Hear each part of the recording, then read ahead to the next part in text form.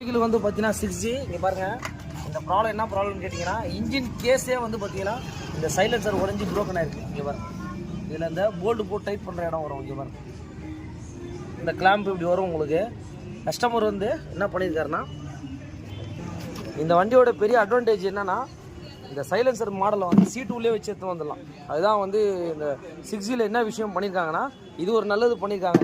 Silencer எங்கன்னா கழட்டி விழுந்தால் கூட இங்கே பாருங்கள், சீட்டு உள்ளே வச்சு அது கஸ்டமர் ஒரு ஷோகேஸ் மாதிரி எடுத்துன்னு வந்துட்டார்.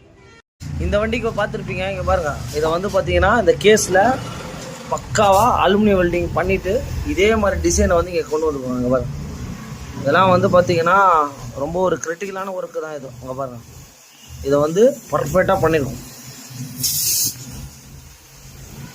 BS6 சைலன்சர்லாம் வந்து பார்த்தீங்கன்னா நிறைய உடையுது. அதனால் வந்து பார்த்தீங்கன்னா இந்த போல்ட் நெட்லாம் ப்ராப்பராக சர்வீஸில் டைட் பண்ணிக்கோங்க.